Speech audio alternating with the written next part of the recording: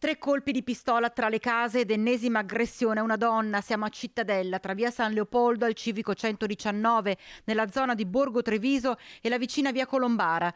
La vicenda non è ancora chiara, ma anche gli inquirenti parlano di una vera e propria spedizione punitiva ai danni di una giovane da parte di un gruppo di uomini, pare fossero in 5, che l'avrebbero colpita selvaggiamente con bastoni, calci e pugni, provocandole diverse fratture e contusioni. Un branco che si sarebbe accanito con una brutalità estrema su una sola persona indifesa. Nella concomitanza un'altra donna avrebbe cercato di difenderla, riportando anch'ella ferite.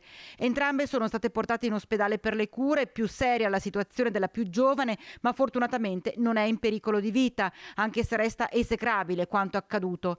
Sul posto i carabinieri, che stanno cercando di ricostruire i fatti, 3 bossoli sono stati rinvenuti sul retro di un condominio dove i colpi sarebbero stati esplosi in aria, mentre in via Colombara sono state trovate macchie di sangue sull'asfalto lasciate con ogni probabilità dalla giovane vittima, che non si esclude sia stata gettata fuori da un'auto nera, a bordo della quale poi sarebbero scappati gli aggressori. Ora è caccia all'uomo.